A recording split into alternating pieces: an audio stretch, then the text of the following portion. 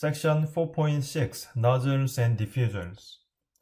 We are going to evaluate open systems, flow going in and out of the control volume.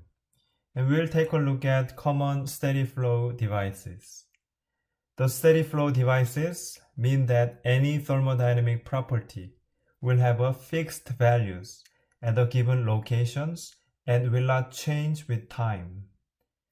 A steady flow device includes nozzle, diffuser, turbine, compressor, pump, heat exchanger, and throttling device.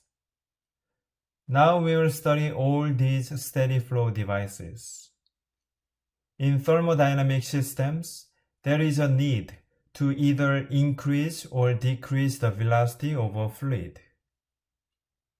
So nozzles and diffusers are used to change the velocity of a flowing fluid. A nozzle is a device for increasing the velocity of a fluid in the direction of the flow. And the purpose of nozzles is to increase the velocity or kinetic energy of a fluid stream. And this is possible by decreasing the cross-sectional area of the flow in the nozzle. So as the pressure of the fluid decreases, velocity increases. If we compare the velocity at location 1 and location 2, velocity 2 is greater than velocity 1. And this is because the area at location 2 is smaller than the area in location 1. The pressure of the energy of the fluid is converted to the kinetic energy. And if we compare the pressure at location 1 and 2, the pressure at location 1 is greater than the pressure in location 2. So the pressure energy of the fluid is converted to the kinetic energy. On the contrary to this, a diffuser is a device that decreases the velocity of a fluid in the direction of the flow. And this is possible by increasing cross-sectional area of the flow in the diffuser. So as pressure increases, the velocity of the fluid decreases. So compare the velocity at location 1 and 2. V1 is greater than V2. Compare the pressure at location 1 and 2. P2 is greater than P1. So the kinetic energy of the fluid is converted to the pressure energy. So it is the opposite of a nozzle. So nozzles and diffusers work in opposite ways.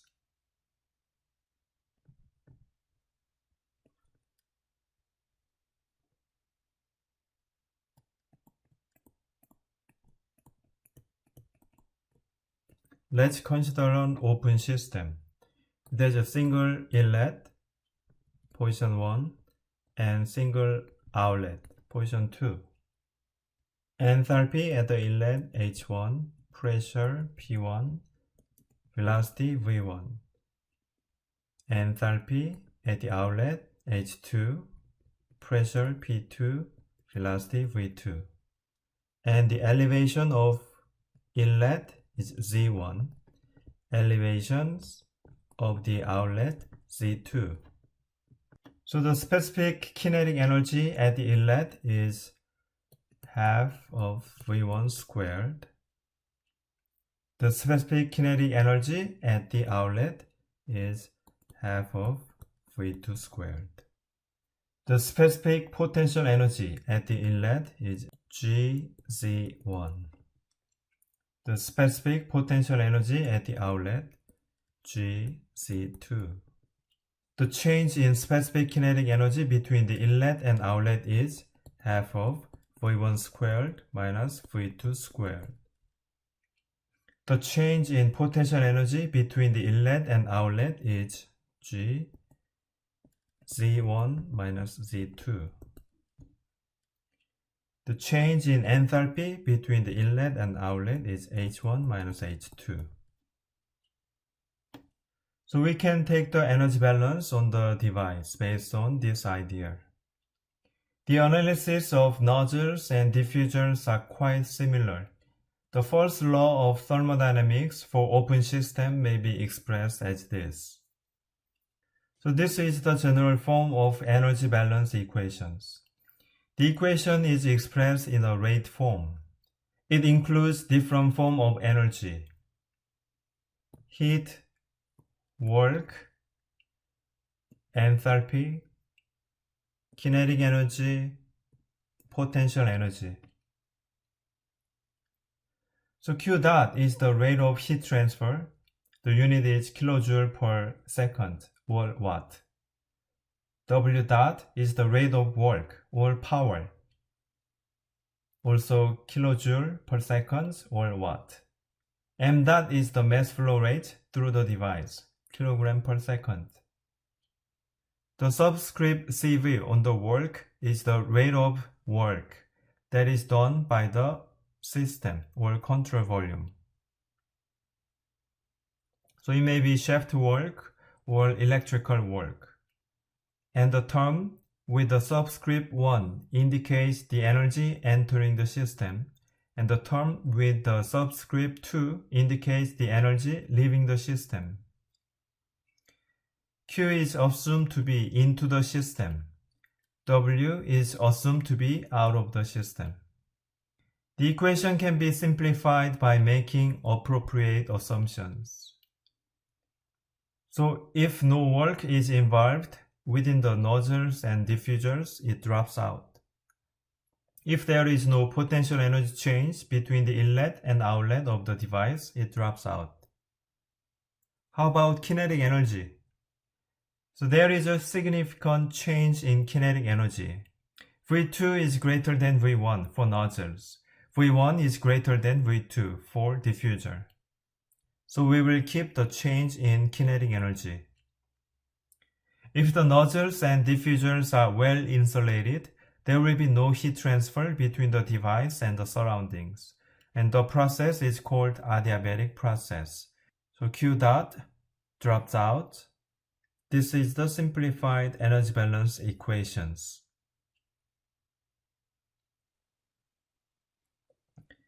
Example 4.3.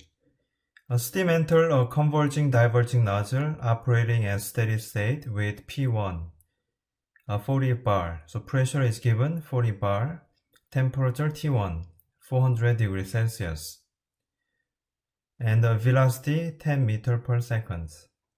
The steam flow through the nozzles with negligible heat transfer and no significant change in potential energy. So no heat transfer. So Q dot is 0 and no significant change in potential energy. So potential energy is also 0. At the exit, pressure P2 15 bar and the velocity is 665 meter per second. The mass flow rate is 2 kilogram per second. Determine the exit area of the nozzle in meters squared. So first, let's see what we know from the problem statements. At the inlet, pressure, temperature, velocity are given. Steam entered the nozzle, so we know that it's a superheated phase. At the exit, pressure and the velocity is given. So we need one additional property to fix the states. According to the conservation of mass flow rate at the inlet is equal to the mass flow rate at the outlet. So we can write mass flow rate at the inlet 2 kg per second. And mass flow rate at the outlet is also 2 kg per second. And we want to determine the area at the exit. And the mass flow rate can be expressed density at the exit times velocity at the exit times area at the exit. Or this is equals to volumetric flow rate divided by specific volume at the exit. And we want to solve it for the area at the exit, which is equals to mass flow rate specific volumes over velocity at the exit. So we know the mass flow rates and the velocity at the axis. So once we fix the state at the exit, we can determine the specific volume at the exit.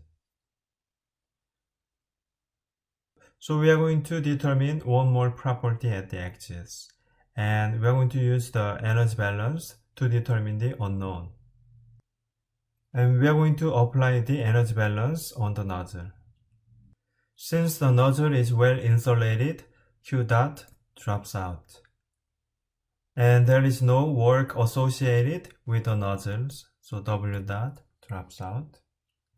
And assuming the elevation of the inlet and outlet is negligibly small, so the potential energy change between the inlet and outlet drops out. So we can simplify the energy balance equations.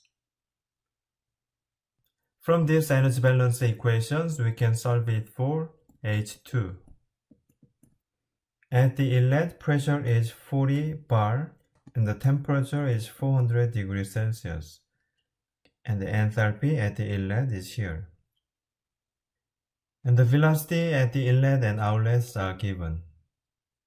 And here we need to be careful to make the unit consistent. The unit of enthalpy is kilojoule per kilogram.